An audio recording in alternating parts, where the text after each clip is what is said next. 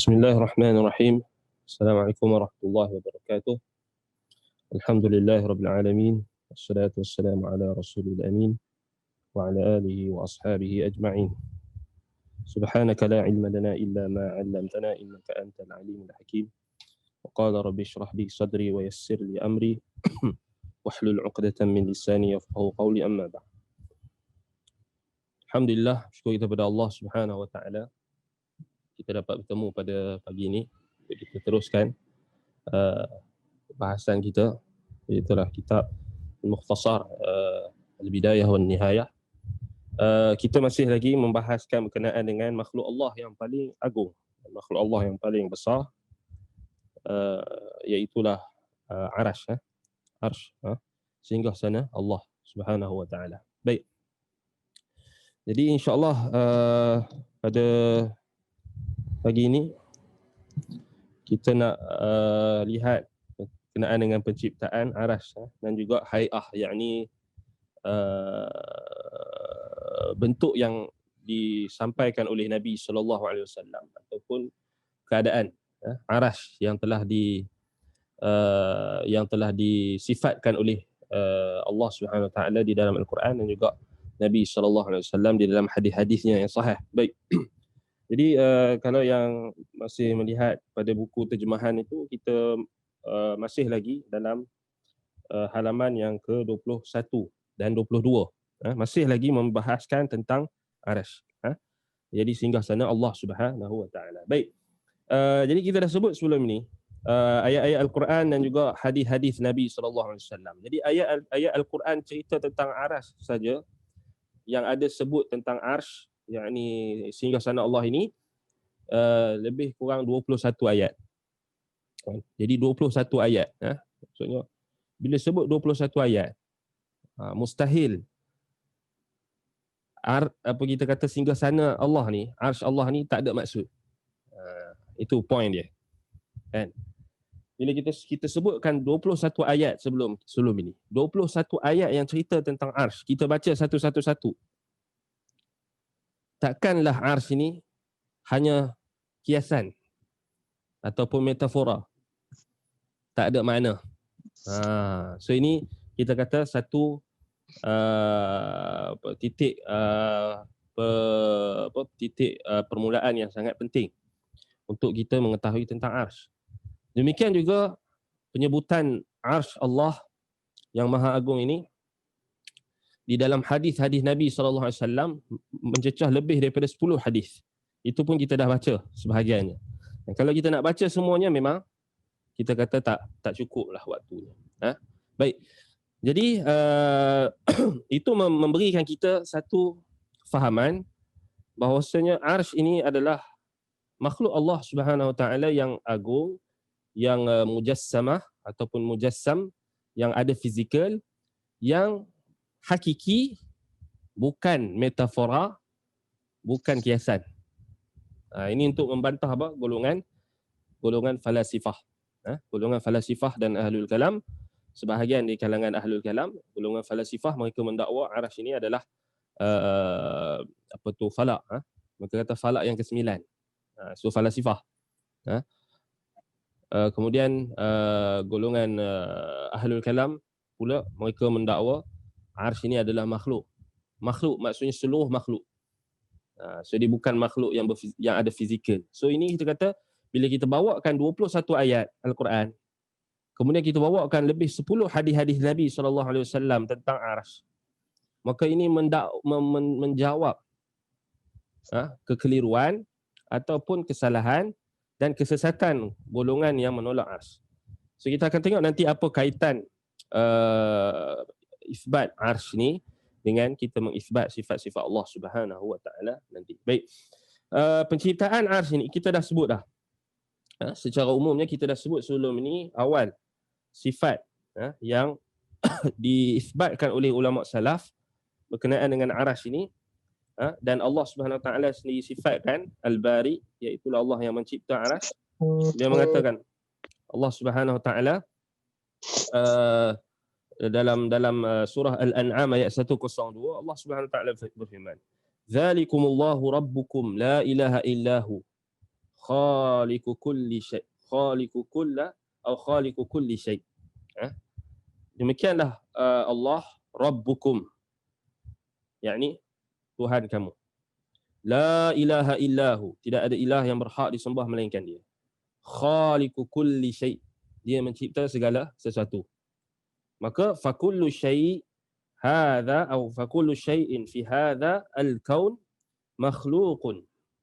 Maka daripada ayat itu kita faham semua ataupun segala sesuatu yang ada di alam kauni ini, di dalam alam ini, makhluqun, adalah makhluk. Wal arsyu minal makhluk, dan ars juga termasuk makhluk Allah. So ini juga nak menolak dakwaan golongan yang mengatakan Allah ataupun pada golongan yang mengatakan bahawasanya Allah itu seperti golongan musyabbihah di kalangan Yahudi dan Nasrani, yang mereka menyebutkan maksudnya Allah Subhanahu Wa Taala itu digambarkan ada di dalam arash, ataupun arash itu meliputi Allah Subhanahu Wa Taala. Ini juga salah. Ini juga salah. Baik. Jadi menunjukkan kepada kita arsh ini adalah makhluk Allah yang terpisah daripada Allah Subhanahu Wa Taala. Dan cuma bila kita nak bincangkan tentang istiwa alal arsh, sifat Allah yang beristiwa di atas arsh, adakah bersentuh atau tak dengan arsh, itu ada perbahasan yang dibahaskan oleh ulama. Tapi secara umumnya kita dah sebut, ulama menerima bahawasanya arsh ini adalah makhluk yang kita kata paling dekat dengan Allah Subhanahu Wa Taala, kerana Allah beristiwa di atasnya. So kita akan tengok nanti bagaimana ulama-ulama kita, ulama-ulama ahli sunnati wal jamaah, bagaimana mereka berinteraksi dengan sifat Allah Subhanahu Wa Taala yang disebutkan yang ada kaitan secara langsung dengan makhluknya ars, iaitulah apa? Makhluknya singgasana yang mulia ini. Baik. Kemudian dalam surah At-Taubah ayat 129, wa huwa rabbul arsyil azim, juga jelas. Iaitulah ulama salaf menyebutkan Al-Quran dan juga As-Sunnah jelas menunjukkan bahawasanya arsh itu, singgasana Allah itu adalah makhluk daripada makhluk-makhluk Allah yang Allah Ta'ala ciptakan. Sebab Allah kata wa huwa rabbul arsyil azim, dia Allah Tuhan, Rabb al-arsyil azim. Jadi dia Tuhan yang mencipta, yang memiliki arash. Jadi arash disifatkan dengan marbubun. Marbubun iaitu maksudnya diperintah, dicipta, diurus tadbir. Wa kullu marbub makhluk. So itu kita kata setiap daripada yang dicipta, setiap yang diurus tadbir maka ianya adalah makhluk. Maka ianya adalah makhluk. Baik. Dan ayat Al-Quran menunjukkan, ayat-ayat Quran dan juga hadis-hadis juga menunjukkan penciptaan arash adalah yang paling awal berbanding dengan penciptaan langit dan bumi.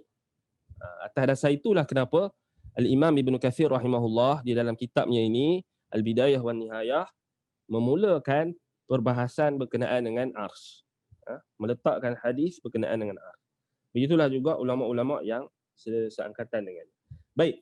Dalam surah Hud ayat 7 Allah kata apa? Wa huwa alladhi khalaqas samawati wal arda fi sittati ayyamin wa kana 'arshuhu 'alal ma'. Dialah yang menciptakan langit dan juga bumi dalam tempoh 6 hari, wa kana 'arshuhu 'alal ma', dan adalah arasnya, arsh Allah itu di atas air, sehingga sananya di atas air. Baik. Jadi ayat ini jelas menunjukkan kepada kita arsh ini telah wujud sebelum penciptaan langit dan bumi. So ini adalah makhluk yang paling pertama. Antara makhluk yang paling pertama. Dan dikukuhkan lagi dengan hadis Imran bin Husain radhiyallahu anhu yang kita dah baca sebelum ni, iaitulah apa? yang dalam riwayat Al-Bukhari, kata Nabi SAW, kana Allah lam yakun syai'un qabluh wa kana 'arshuhu 'alal ma' wa kataba fi dzikri kulla syai'in thumma khalaqas samawati wal ard. Dan Allah itu adalah Allah itu sudah sedia ada wujud. Dan tidak wujudnya itu tidak didahului dengan ketiadaan. Wujud itu wujud yang azali, Wujud yang kita kata apa? Tidak ada permulaan. Kita kata tidak ada permulaan. Al-awwal, laisa qablahu syai'. Alfa. Allah Subhanahu wa taala al-awwal, laisa qablahu syai'. Tak ada sesuatu sebelumnya.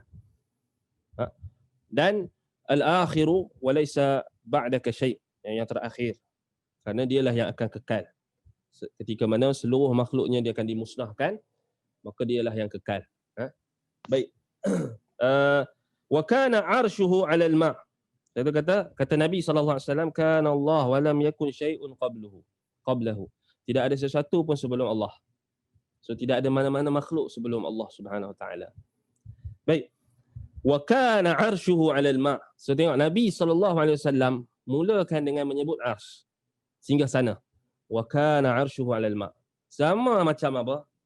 Ayat dalam surah Hud ayat 7. So nampak? Wa kana 'arshuhu 'alal ma'. Arasy Allah itu di atas air. Wa kataba fi dzikri kulli syai'in thumma khalaqa as-samawati wal ard.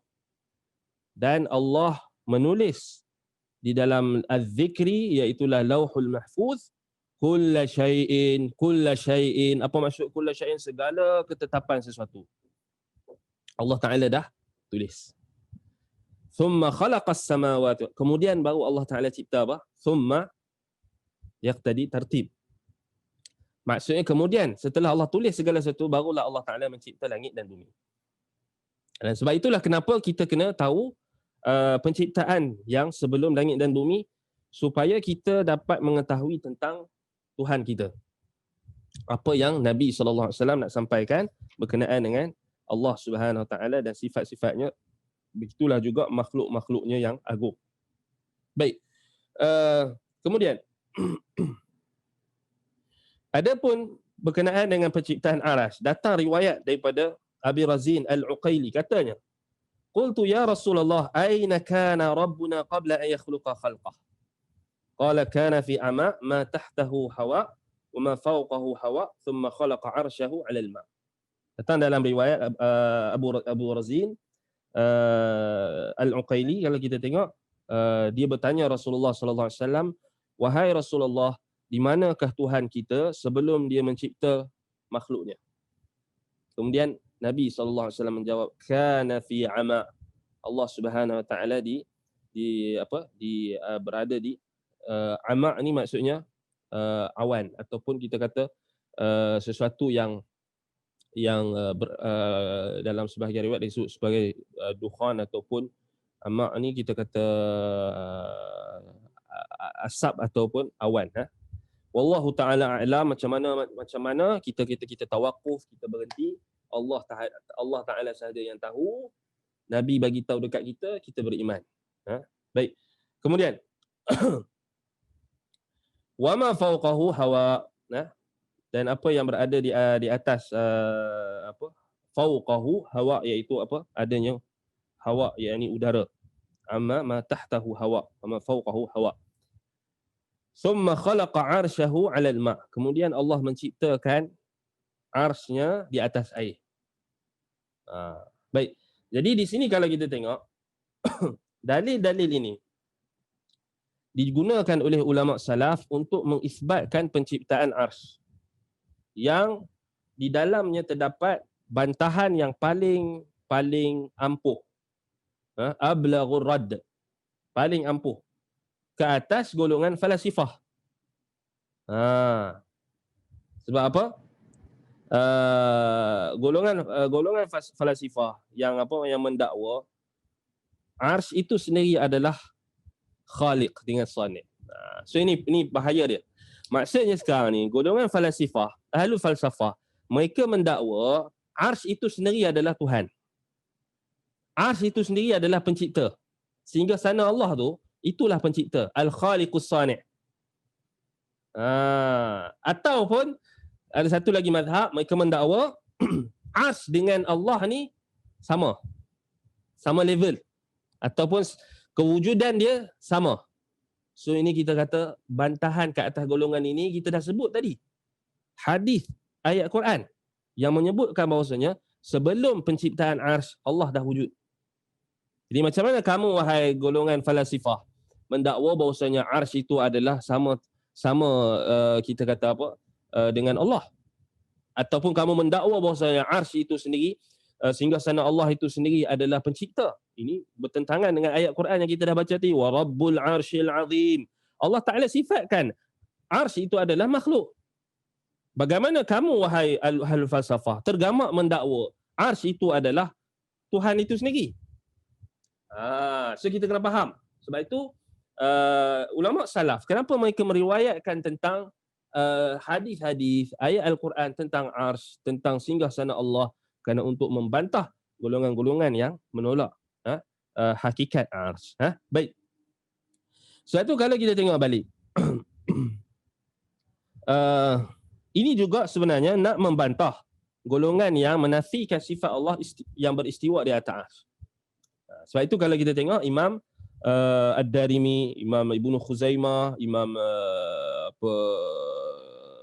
Al-Bukhari dan ramai lagi ulama-ulama, mereka bawakan riwayat-riwayat berkaitan dengan arsy ini adalah tujuannya untuk apa?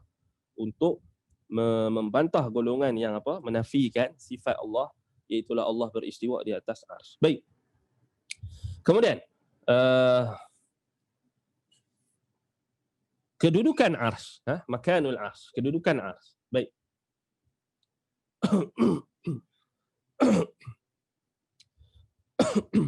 Baik. Jadi bila kita sebut tentang kedudukan arsy, kita kena faham sebagaimana ada persoalan yang ditanyakan kepada Nabi SAW oleh para sahabat tentang di mana Allah, aina Allah, aina kana rabbuna, sebagaimana hadis Abi Razin Al-Uqaili. Hadis kemudian hadis Muawiyah bin Ibn Al-Hakam As-Sulami, aina Allah. Baik, soalan di mana ini adalah soalan yang kita kata soalan fitrah. Soalan fitrah. Sebab itu Al-Quran dan Sunnah turun untuk membimbing fitrah manusia. Sebab itu kita tak boleh kata, kenapa kamu tanya di mana? Di mana ni? Tak boleh tanya. Kenapa kamu tanya di mana? Di mana tak boleh. Di mana ni? Bila kita tanya where, kan? Where is this? Where? Itu ke di mana where? Where kan? Where is God? Kan? Di mana Tuhan? Di mana arsy? Di mana singgah sananya? So ini soalan yang kita kata soalan yang fitrah. Soalan yang fitrah. Sebagaimana kita dalam kehidupan kita, Allah Ta'ala jadikan bila kita hilang sesuatu, kita nak cari sesuatu, maka akan keluar soalan secara spontan. Di mana? Mana aku punya spek? Dia cari spek mana? Di mana? Kan? Menunjukkan soalan fitrah. Soalan menunjukkan kita sebagai makhluk, kita berhajatkan kepada sesuatu. Itu soalan menunjukkan kita ni makhluk yang lemah. Makhluk yang faqir. Ya ayuhan nas antumul fuqara. Allah kata, wahai manusia, kamu itu faqir, kamu itu fuqara. Maksudnya kita berhajat. Mata kita tak sempurna, sebab itu kita berhajat kepada kacamata. Sebab itu bila kita letak dekat mana-mana, hilang kacamata kita, kita akan cari di mana? Mana? Kan? Demikian juga makhluk-makhluk Allah yang lain. Binatang. Dia lahir-lahir, dia cari mak dia tak ada. Dia akan cari di mana? Dia akan cari. Di mana? Anak, dia akan cari. Mak, ayah, dia akan cari anak dia. Mana anak dia pergi? Dia cari. Di mana? Soalan yang kita kata, soalan yang fitrah. Sudah tentulah soalan ini Allah Subhanahu Wa Taala jadikan juga soalan ini adalah soalan yang terpenting untuk seorang makhluk, untuk seorang hamba-Nya untuk mengetahui tentang Allah. Kerana mana mungkin seseorang itu nak menyembah Allah tanpa dia mengetahui di mana Allah. Tak mungkin. Saya tak tahulah kat mana Tuhan, tapi saya sembah Allah. Itu menunjukkan dia ada penyembahan dia kepada Allah, peribadatan dia itu akan kurang. Sebab itu sabit daripada ulama salaf, antaranya Imam Al-Muzani rahimahullah, murid kepada Imam Asy-Syafi'i. Imam Al-Muzani kata apa? Tidak sah tauhid seseorang bila dia tidak mengetahui bahawasanya Tuhannya di langit. Tak sah tauhid. Jangan main-main. Orang yang tak tahu di mana Allah, tak sah tauhid dia. Tak sah tauhid dia. So sebab tu kita kata benda ni bukan boleh kita anggap remeh. Sebab soalan di mana Allah itu adalah soalan yang fitrah. Dibuktikan di dalam Al-Quran, di dalam hadis Nabi SAW. Baik, Al-Quran mana ayat dia Ustaz? Mana Al-Quran ayat? Yang Allah Ta'ala cerita ni lah. Yang Allah Ta'ala cerita, Aamintum man fis sama' Ar-Rahmanu 'alal 'arsy istawa. Yang Allah Ta'ala cerita tentang keagungan dia, yang Allah. Kemudian Nabi SAW ceritakan tentang di mana Allah. Itulah menunjukkan apa? Soalan ini adalah soalan yang kita kata valid. Soalan yang kita kata relevant. Dan diperlukan oleh seorang hamba. Kerana setiap kita akan mencari Tuhan.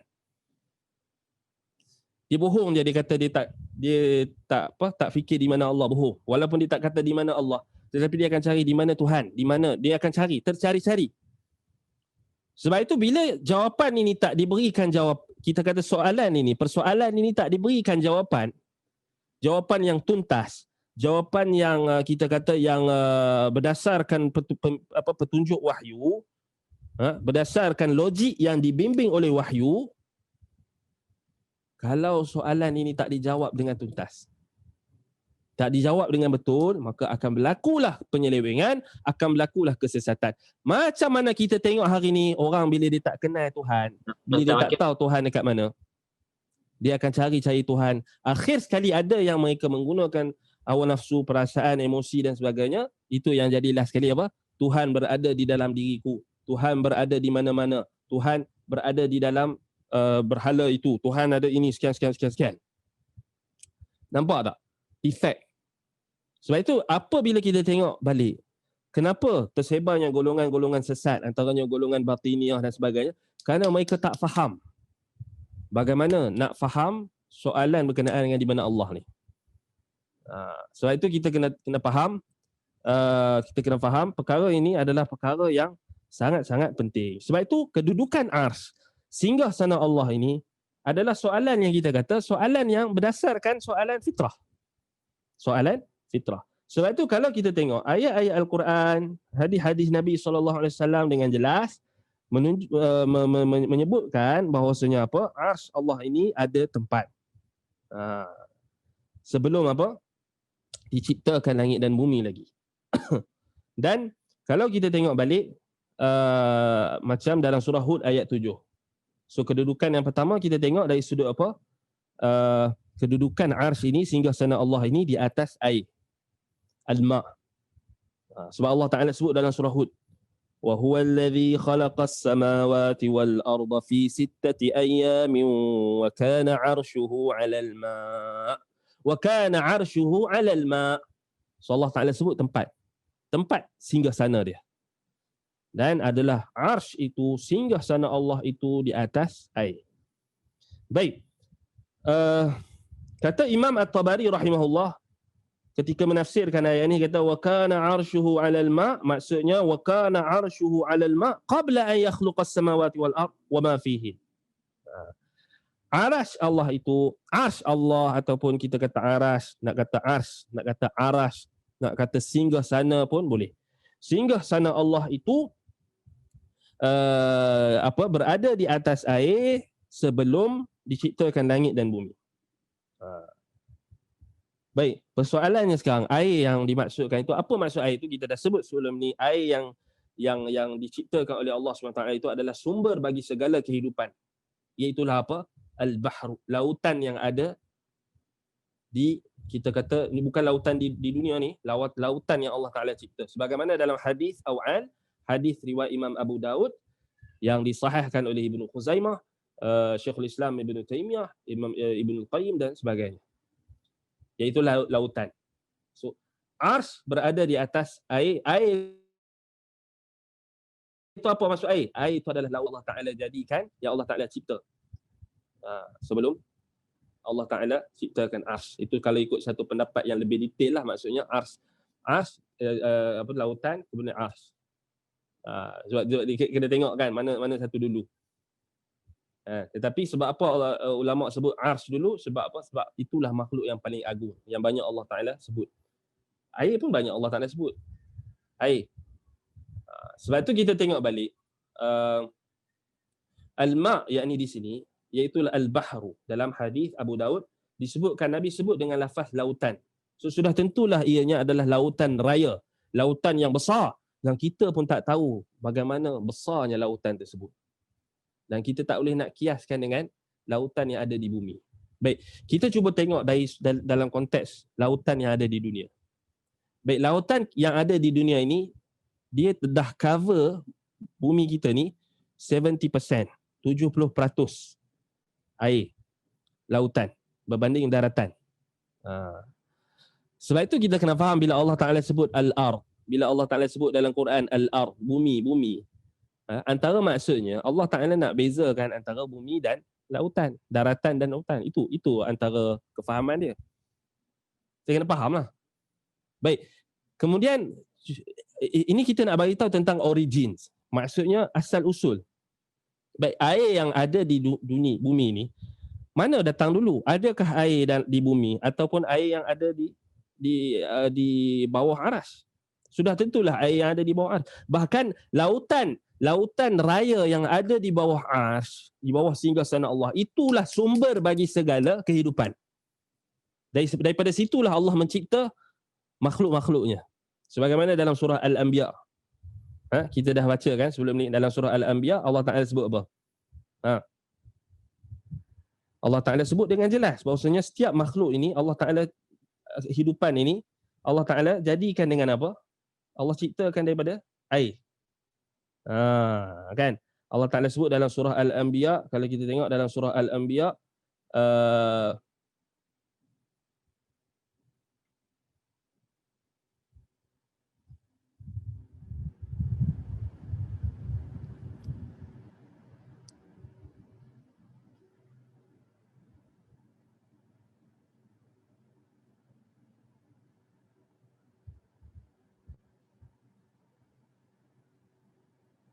dalam surah Al-Anbiya ayat 30. Allah Ta'ala kata apa? وَجَعَلْنَا مِنَ الْمَاءِ مِنْ كُلَّ شَيْءٍ حَيٍّ وَجَعَلْنَا مِنَ الْمَاءِ كُلَّ شَيْءٍ حَيٍّ أَفَلَا يُؤْمِنُونَ. Kemudian dalam surah Al-Furqan ayat 54. وَهُوَ الَّذِي خَلَقَ مِنَ الْمَاءِ بَشَرًا. So itu merujuk kepada apa? Air mani. Dalam surah Al-Anbiya merujuk kepada minal ma'i kulli syai'in wa ja'alna minal ma'i kulli syai'in hayyin. Kami jadikan daripada air segala sesuatu. Kan? Segala sesuatu yang hidup. Afala yu'minun, apakah kamu tak beriman? So sudah tentulah air yang pertama Allah Ta'ala cipta, lautan yang pertama sebelum air yang datang kemudian, sudah tentulah air yang di atasnya ada ars. Sebab itu kalau kita tengok, ini yang difahami oleh salaf, difahami oleh Nabi SAW. Sebab itu hujan pun ada beza kan. Hujan yang disebut sebagai ghaith, lepas tu ada saib, kemudian banyak jenis hujan kan. So ada perbezaan hujan. Kemudian dalam hadis yang banyak juga hadis kalau kita tengok, Nabi SAW ketika berlaku kemarau, maka Nabi SAW akan buat istisqa, kemudian turun hujan. Air yang turun tu, sebahagian ulama faham air yang turun tu berdasarkan perkataan Nabi SAW, hadza hadithu ahdi min rabbi. Bila Nabi SAW tadah tangan dia, sebab apa? Sebelum tu kan kemarau, tak ada air. So bila turun air yang hujan yang pertama turun setelah istisqa, setelah Nabi minta, maka Nabi SAW menadah tangannya. Nabi kata, ini adalah air hujan yang baru datang daripada Tuhanku. Baru datang daripada Tuhanku. Maksudnya daripada mana? Sains tak boleh jawab. Sains dia takat apa? Kondensasi lah. Tapi kalau tempat tu tak ada air, tempat tu tak ada kolam ke, tak ada sungai, macam dekat padang pasir, laut, jauh daripada laut, macam mana kita nak jawab? Sebab itu sains tak boleh menjawab semua persoalan. Tetapi Al-Quran dan Sunnah menjawab segala persoalan kita. Sudah tentulah air itu datang daripada Ars. Sebab itu Nabi SAW sebut daripada Tuhanku. So daripada Tuhan tu daripada mana? Kalau kita tak faham Ars itu berada di atas air, dan air lautan yang Nabi SAW sebut lautan raya, dan daripada situlah datangnya seluruh penciptaan. Wa ja'alna minal ma'i kulla syai'in hayyin. So tengok, kulla syai'in hayyin, setiap yang hidup. Ini belum kita bincang langit dengan bumi. Kita baru bincang tentang Ars dan apa yang berkait dengan Ars, iaitulah lautan raya. Anda pilih untuk sebut lautan raya, nak bagi tahu dia adalah lautan yang bukan lautan di bumi. Sebab itu ada satu kajian daripada NASA. Kita bukan nak terima NASA ni, sebab ada orang tak terima NASA, kita pun tak terima NASA ni 100%. Kita jangan ingat bila kita sebut NASA ni kita beriman dengan NASA ataupun kita nak kata dia orang tu semua kajian dia orang betul. Ada juga benda-benda yang tak betulnya. Tapi ada satu kajian yang dikeluarkan pada tahun 2007 apabila mereka menggunakan satu teleskop yang boleh mencapai tahap yang jauh. Mereka menemui di angkasa raya adanya satu black hole ataupun satu lubang hitam, yang mana bila mereka mendapati lubang itu ataupun titik itu, ianya merangkumi, dia adalah merujuk kepada satu water reservoir, satu tempat simpanan air yang mereka katakan 140 trilion kali ganda berbanding dengan lautan di bumi. Wallahu a'lam. Ana tak mau jazamkan itulah air aras. Jangan faham ana nak jazamkan. Kita tak tahu. Wallahu a'lam. Boleh jadi dia adalah air yang ada di langit yang lain. Wallahu a'lam. Kan? Sebab itu kita kata kita beriman dengan apa yang Al-Quran cakap. Kita beriman dengan apa? Hadis-hadis Nabi SAW. Dan itu yang selamat. Tetapi kalau ikut calculation dia orang, 140 trilion kali ganda daripada lautan di bumi. Apa maksud dia? Maksudnya bumi ni kecil lah. Lautan yang ada kat bumi ni pun kita dah kata dah 70%. Maksudnya dia kalau dia jumpa tu 140 trilion. Cuba kira sekarang, siapa boleh kira? 140 trilion. Bukan 140 ribu, 140 trilion kali ganda berbanding lautan yang ada di bumi. So kita tengok lautan kat bumi ni pun dah besar, 70%. Tu kita pun tak discover lagi semua. Subhanallah, besar. Makhluk Allah. Kita kecil lah. Baik, itu satu. Kemudian bila kita sebut tentang air tadi, itu jelas. Maksudnya kerana dari sudut origin, dari sudut kita kata dari sudut persamaan dengan penciptaan yang Allah jadikan yang kita boleh nampak. Contohnya pada batang tubuh kita. So kita ni manusia, dia perlu dalam badan dia kena ada berapa persen air? 70%. Kita ni kalau air tak cukup, oksigen tak cukup, bahaya. Sebab itu kenapa kita kena minum air. Kan?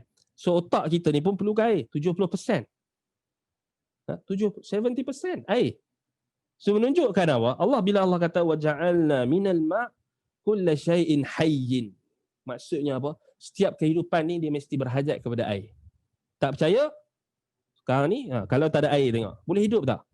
Kalau tak ada internet, boleh hidup lagi. Kalau tak ada makan, boleh hidup lagi. Tapi kalau tak ada air, mati. Satu kata wa ja'alna minal ma' kulla syai'in hayyin. Kulla syai'in hayyin, semua hidupan. Kan? Itu belum kita tengok lagi dari sudut apa penciptaan kita yang dicipta daripada air mani. Ma'in mahin, sulalatin min tin. Air juga. So kita tengok ini adalah antara perkara yang kita perlu faham. Baik. Ustaz, ada soalan di chat. Ada soalan di chat. Jangan tengok.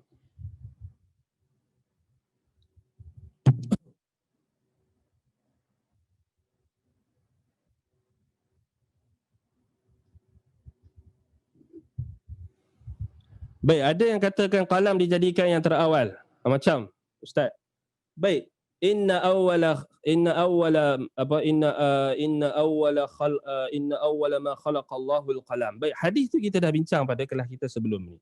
Hadis itu tak menunjukkan bahawasanya qalam adalah makhluk yang pertama. Walaupun ada pendapat ulama yang kata qalam adalah makhluk pertama, tetapi hadis itu dari sudut konteks, Nabi SAW sebut hadis itu, konteksnya tidak menunjukkan qalam adalah makhluk pertama sebelum arsy. Sebab apa kita dah sebut? Sebab hadis tu dia ada konteks dia. Konteks dia Allah kata inna awwala ma khalaqallahu al-qalamu faqala uktub. Itulah maksudnya bila Allah ciptakan qalam, perkara pertama yang Allah perintahkan qalam buat adalah menulis.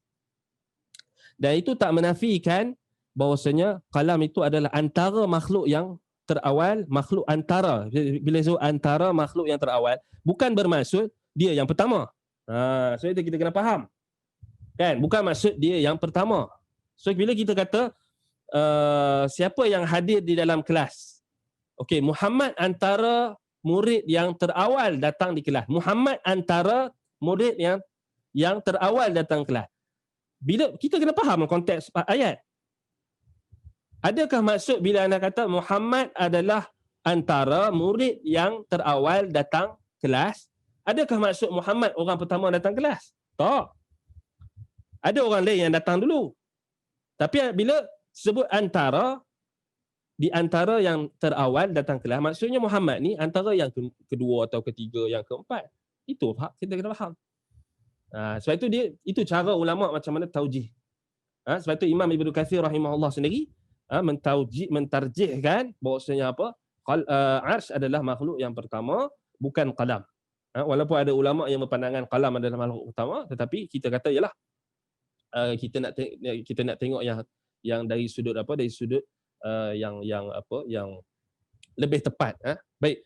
Ustaz, penciptaan pena adalah makhluk pertama yang Allah cipta. Bermakna semasa pena dicipta, arsy Allah telah pun diciptakan. Betul ke pemahaman saya ni, Ustaz? Ya, betul. Sahih. Pena adalah makhluk, bukan makhluk, kita tak kata makhluk pertama, makhluk antara makhluk yang terawal, yang dicipta. Maknanya semasa pena dicipta, arsy Allah dah diciptakan. Sebab tu Allah Taala sebut dalam Quran, wa kana arshuhu 'alal ma'. Sebab itu dalam hadis Nabi SAW, kita dah sebut bacakan hadis tadi, apa? Tengok Nabi SAW susun tu dah cantik dah. Dalam hadis riwayat Imam Al-Bukhari tadi. Kan kana Allah wa lam yakun syai'un qablahu wa kana 'arshuhu 'alal ma' wa kataba fi dzikri kull syai' thumma khalaqa as-samawati. So Nabi susun. Sebab itu kita kata ni dalil dia. So Nabi dah susun dah bagi tahu Allah tu sebelum tidak ada sesuatu sebelumnya, dan adalah arasnya itu di atas air. Ini juga sama dalam surah Hud ayat 7. Kemudian baru Nabi kata wa kataba fi dzikri kull syai'. Walaupun waw itu tak melazimkan la taqtadi at-tartib, tetapi secara umumnya itulah yang boleh difahami. Secara umumnya itulah yang boleh difahami. Sebab apa? Sebab kemudian Nabi bagi tahu thumma khalaqas samawati wal ard. Kemudian Allah mencipta langit dan bumi. So yang qalam yang Allah tulis segala sesuatu, pena, dengan arsy, Nabi tak sebut thumma. So menunjukkan Nabi SAW nak bagi tahu dekat kita ianya adalah antara makhluk yang terawal. Tetapi macam mana kita boleh dapat arsy adalah makhluk yang terawal? Kerana dalil-dalil daripada ayat Al-Quran, kemudian hadis-hadis yang jelas. Penyebutan yang pertama adalah apa? Arsy. Yang sebut tentang arsy adalah Allah Subhanahu Wa Taala. Dan kita akan tengok lagi bukti yang membuktikan bahawasanya arsy ini adalah makhluk Allah yang pertama diciptakan. Kenapa? Antaranya kerana Allah Subhanahu Wa Taala ketika memusnahkan langit dan bumi, maka arsy ini adalah makhluk yang takkan Allah musnahkan. Dia akan kekal bersama dengan Allah. So kita akan bincang nanti. Baik. Soalan kedua. Tapi bagaimana keadaan orang mengatakan Tuhan berada di mana-mana, tidak bertempat tentang ibadatnya? Maka tak sah tauhid dia. Tak sah. Sebagaimana yang dikeluarkan oleh Imam Al-Muzani rahimahullah. Sebab dia tak tahu Tuhan. Dia tak tahu Tuhan. Tuhan berada di mana-mana atau tidak bertempat. Tapi Ustaz, ramai tak. Macam mana? Quran datang.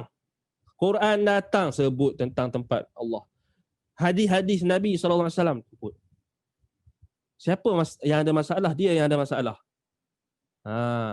Tetapi kita kena faham, kalau dia di kalangan orang awam yang tertipu dan terpedaya dengan apa?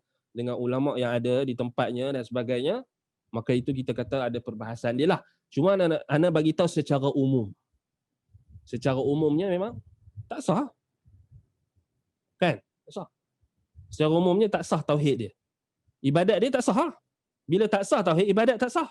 Sebab tak tahu Allah kat mana. Bahkan menafikan pula. Itu lagi bahaya. Menafikan jatuh kufur. Tak tahu tu pun dah masalah. Macam mana kau tak boleh, dia tak tahulah. Quran baca. Bahkan ada yang hafal Quran. Sebab apa? Sebab syubhat. Syubhat apa? Syubhat ahlul kalam, ahlul falsafah. Itu kita bukan nak bincang tentang hukum lah. Sebab tu anda punya kelas ni, kita bukan nak bincang tentang hukum. So ini boleh refer pada apa? Kelas akidah lah. Kita boleh sebut tentang umum. Baik. Soalan ketiga, arsh itu di atas air. Jadi air di atas tu berasingan. Maksudnya di alamnya, ya. Ya, air kalau kita tengok, air yang dimaksudkan di dalam wa kana arshuhu 'alal ma', ianya adalah makhluk Allah Subhanahu Wa Taala yang Allah jadikan arsh itu berada di atasnya. Dalam syair Umayyah ibn Abi Salt yang kita bacakan sebelum ni, disebutkan dengan jelas, ataupun hadis, bukan syair Umayyah bin Abi Salt, tapi syair Abdullah bin Rawahah, dengan jelas menunjukkan bahawasanya apa? Arsh itu tafin, yakni arsh itu berpusing di atas air, ataupun arsh itu terapung. Dia boleh dua, terapung ataupun berpusing. Tafin maksudnya terapung ataupun berpusing di atas air. Maksudnya dia bukan berasingan. Jadi air di atas tu berasingan. Arsh tu di atas air, jadi air di atas tu berasingan, tak. Yang ni ulama salaf tak bahas. Tetapi kalau kita tengok dari sudut pengakuan Nabi SAW terhadap apa yang diungkapkan oleh sahabatnya Abdullah bin Rawahah, yang difahami oleh orang Arab, dan Nabi SAW tak pernah menafikan kefahaman tersebut, iaitulah arsh itu dia terapung di atas air. Macam mana? Wallahu ta'ala a'lam. Kita beriman. Kaifiat kita kata wal kaif majhul. Kaifiatnya bagaimana? Majhul, kita tak tahu. Ghairu ma'lum, kita tak tahu kecuali apa yang Nabi sampaikan. Jadi kita berhenti. Dia start kalau kita over limit, bahaya. Over limit bahaya. Sebab tu kalau datang was-was, datang syak keraguan, was-was, Nabi ajar kita buat apa? A'udzubillahi minasyaitonirrajim. Kalau datang perasaan nak tahu lebih ke, ataupun nak macam membayangkan ke, ataupun nak apa kita kata, nak tahu lebih kaifiat dia tu sehingga jadi gila isim ke apa, berhenti terus. A'udzubillahi minasyaitonirrajim, Nabi kata. Sebagaimana hadis yang diriwayatkan oleh Imam Al-Asbahani di dalam Al-Hujjah fi Bayanil Mahajjah, begitu juga di dalam Sahih Muslim, Nabi SAW perintahkan kita bila datang persoalan yang datang daripada syaitan, yang datang ke minda di dalam pemikiran kita, yang dia akan tanya, sebab syaitan dia akan datang. Siapa cipta makhluk? Okey, Allah. Last sekali dia akan cakap, siapa cipta Allah? Itu soalan yang kita kata syubhat yang dibawa oleh syaitan. Dia akan datang, cuba untuk sesatkan kita. Bila datang perasaan macam kita nak bayang lebih, sampai nak lukis ke, nak apa ke, nak bayang, maka kita buat apa? A'udzubillahi minasyaitonirrajim. Amantu billah. Amantu billahi wa rasulihi. Kita kata aku beriman dengan Allah dan Rasulnya. Itulah iman. Taslim, kita menyerah. Nabi SAW suruh kita berhenti. Dalam sebahagian riwayat disebutkan apa? Isyaratkan ludah 3 kali. Tu ludah. Isyaratkan. Nak bagi tahu kita tak ikut apa yang syaitan nak cuba untuk apa? Cuba untuk menyesatkan kita. Baik. Ustaz yang mengatakan Allah di mana-mana tu bukan calang-calang. Orang mereka pun buka kitab jua dan rujukan. Baik, apa kitab yang mereka ada? Kitab apa? Kitab apa yang mereka guna? Kitab apa? Sebut. Soalan ni anak spesifik. Apa kitab yang dia orang ada? Kita bawa Al-Quran, kitabullah. Dia orang kalau bawa kitab apa, boleh ke lawan dengan Quran? Quran adalah kitab yang terawal. Quran. Kemudian kita bawa hadis, kita bawa sunnah. Kita bawa kefahaman sahabat Nabi. Adakah orang yang boleh challenge ni? Quran, hadis dengan kefahaman sahabat. Ada tak dalam agama kita? Kita apa? Bukan calang-calang tu apa? Habis tu Allah Subhanahu Wa Taala, Allah yang cakap, Allah Tuhan kita. Dia yang cipta ars. Dan dia yang bagi tahu dia di atas langit. Dia beristiwa di atas arsnya. Kemudian Nabi SAW, bukan calang-calang, Nabi. Kemudian sahabat, Ibnu Abbas, Ibnu Mas'ud, Abdullah bin Amr bin As, Umar bin Al-Khattab, Abu Bakar As-Siddiq. Bukan calang-calang.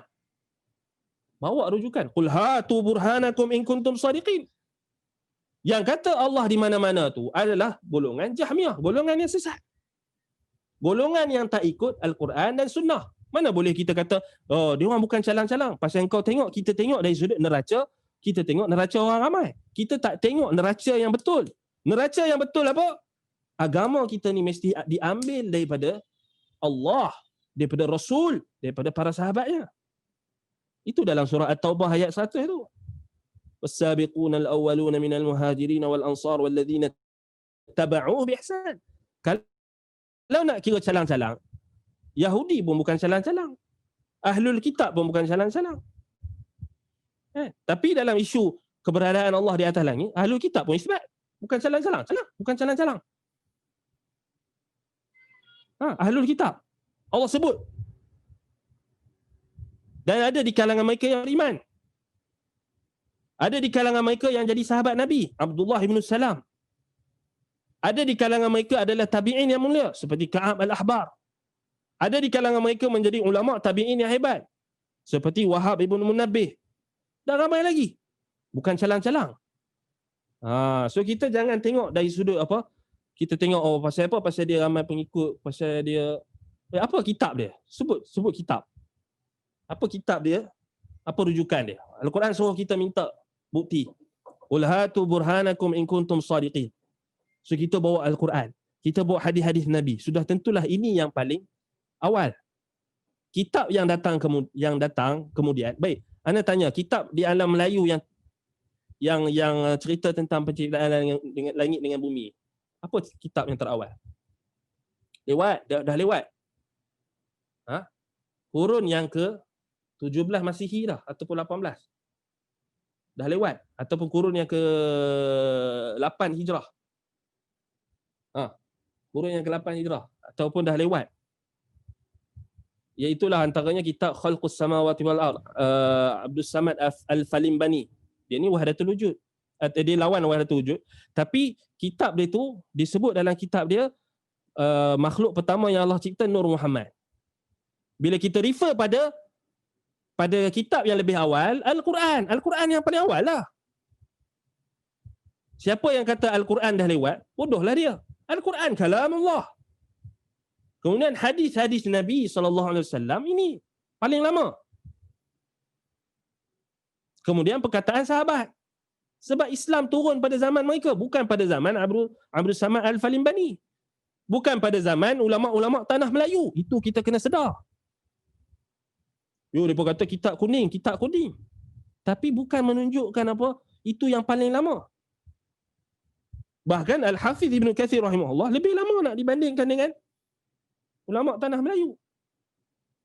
Even dia orang pun still kena rujuk Ibn Kathir. Masalahnya kitab yang terawal kita tak tahu. Kita takhabut, kita celaru. Dia orang bawa kitab, kita sebab kita tak tahu bila tarikh sejarah, kita tak tahu exactly bila. Kebanyakan orang kita ni dia nampak kitab Melayu kuning lama itulah kitab paling lama. Salah. Tengoklah sejarah. Islam datang ke tanah Melayu ni bila? Lewat. Takkan kita nak ubah sejarah. Kita nak kata Islam yang asal, Islam Nusantara. Bodohlah. Mana ada orang yang berakal akan cakap macam tu. Islam turun kat mana? Kat Mekah dan Madinah. Di Mekah. Quran turun di Madinah. Sebab itu kenapa kena celik sejarah. Jangan mudah ditipu. Kan? Bukan calang-calang. Kita kata apa macam tu, bukan calang-calang. Itu bukannya dalil. Kan? Allahul musta'an. Baik. Kemudian kedudukan ars tadi.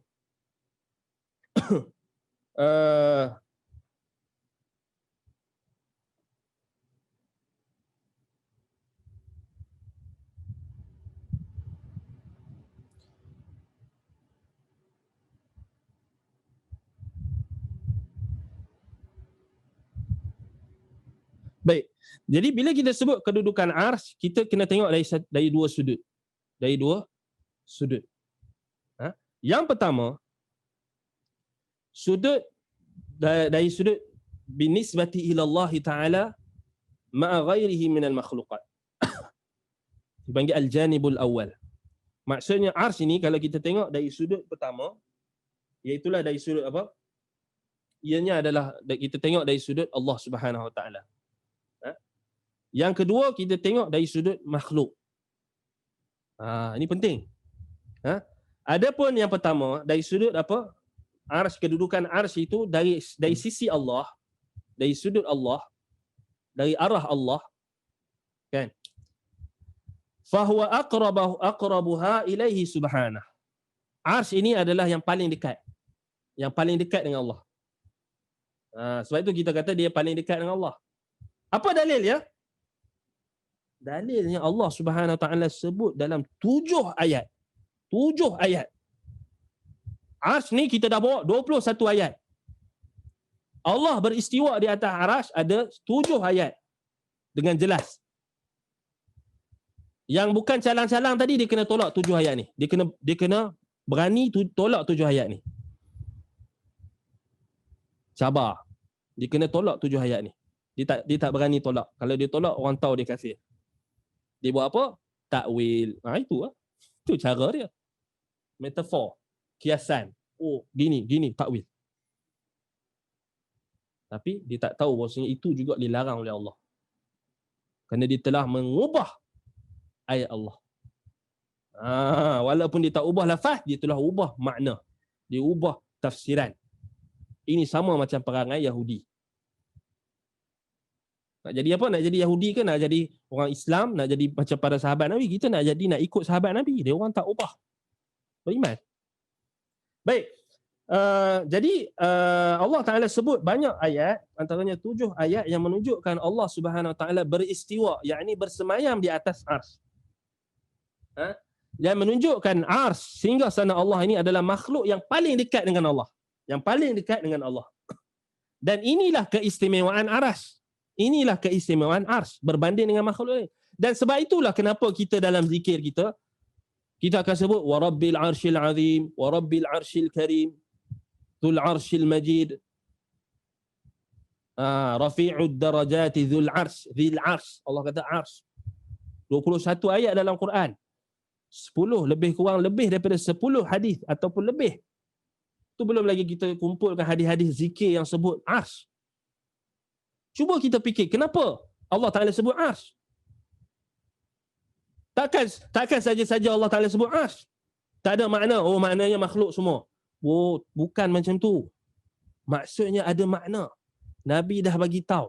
So sebab itu dari sudut kedudukan yang pertama, ianya adalah makhluk Allah yang paling dekat dengan Allah. Yang paling dekat dengan Allah. Sebab itu dia yang paling besar dan dia yang paling agung. Sebab itu mana ada makhluk Allah yang Allah Ta'ala sifatkan dengan sifat al-azim. Kecuali kita kata ada maksudnya makhluk yang macam raja dan sebagainya disebut azimur rum. Azim, tapi sifat. Tetapi ini Allah Ta'ala sebut sendiri. Yang tu manusia yang sifatkan. Yang ni Allah sifatkan. Dia kata arsyil azim. Arsy yang maha agung. Arsy yang agung. Arsy yang hebat. Arsyil karim yang maha mulia. menunjukkan ars adalah makhluk Allah yang paling dekat dengan Allah. Disebut paling dekat, dia paling tinggi. Kan? Dia paling tinggi. Yang kita dah sebut sebelum ni. Baik. Apa dalil dia? Ini dalil dia. Kita ada dalil. Iaitulah dalil hadis yang dikeluarkan oleh Imam Muslim di dalam Kitabus Salam. Bab tahrimul kahanah wa isyanul kuhan. Begitulah juga dalam Jami' At-Tirmizi dalam Kitabut Tafsir. Begitulah juga Imam Ahmad di dalam Musnadnya. Imam Ad-Darimi di dalam Ar-Radd 'ala al-Jahmiyah. Ibnu Mandah di dalam Kitabut Tauhid. Imam Al-Baihaqi di dalam Al-Asma' was Sifat. At-Tahawi di dalam Mushkilul Athar. Kemudian Abu Nu'aim di dalam Al-Hilyah. Semuanya dengan sanad mereka dan dengan sanad yang sahih seperti mana kata Imam At-Tirmizi, hadza haditsun hasanun sahih, dengan lafaz-lafaz yang berbeza. Hadis dia apa? Nabi SAW sebutkan. Ibnu Abbas sebutkan bahawasanya Nabi SAW kata, walakin Rabbuna tabaraka wa ta'ala ismuhu idza qada amran sabbaha hamalatul arsh. Kan tetapi Tuhan kita tabaraka wa ta'ala yang maha berkat, yang maha tinggi, namanya idza qada amran, apabila Allah menetapkan sesuatu perintah, sabbaha hamalatul arsh, malaikat-malaikat yang memikul aras akan bertasbih, menyucikan, mentakdiskan, memuji Allah Subhanahu wa taala. Bila Allah Subhanahu wa taala menetapkan satu perintah, malaikat-malaikat yang mengelilingi aras, ataupun dalam riwayat ini hamalatul ars, yang memikul aras, memikul singgasana Allah, mereka bertasbih memuji Allah. Thumma sabbaha ahlus sama' alladhina yalunahum. Kemudian akan bertasbih juga penduduk langit yang berada di selepas langit yang ketujuh. Kemudian langit yang keenam. Kemudian langit yang kelima. Langit yang keempat akan bertasbih. Langit ketiga, langit kedua, langit pertama, hinggalah langit dunia, perintah itu disampaikan. Hatta yablugha tasbih ahli hadhihi sama'id dunya, sampailah ke langit dunia. Thumma qala alladhina yaluna hamalatul ars bi hamalatil ars. Bila Allah Taala perintahkan sesuatu perintah, maka malaikat yang pertama yang akan dengar adalah pemikul ars. Malaikat yang memikul ars. Subhanallah. Lalu malaikat yang ada di bawah, iaitulah yang ada di sekeliling aras. Dia kena faham, malaikat disebut al-qurabiyun, al-qurubiyun ataupun al-qurubiyun, al-qurabiyun, al-muqarrabun, malaikat yang dekat, dia adalah malaikat yang mengelilingi aras. Adapun hamalatul ars, malaikat yang memikul ars, memikul singgasana Allah. So malaikat yang memikul singgasana Allah ni lagi dekat dengan Allah. Malaikat yang mengelilingi aras, dia ada di bawah malaikat yang memikul ars. Maksudnya di bawah lah, kan? Baik. Lalu malaikat yang berada di bawah malaikat pemikul ars akan kata apa? Madza qala rabbukum? Apa yang Tuhan kita kata? Fayukhbirunahum madza qala. Lalu mereka pun memberitahu kepada malaikat yang berada di bawah mereka apa yang Allah Taala kata. Hadis ini hadis sahih. Mana kalian wahai Jahmiyah, wahai orang yang menafikan sifat ketinggian Allah? Macam mana kamu nak faham hadis ni? Hadis ni jelas. Jelas. Nak takwil apa? Takkan kamu nak takwil malaikat itu adalah rahmat Allah? Takkan kamu nak takwil malaikat pemikul aras itu sebagai nikmat Allah?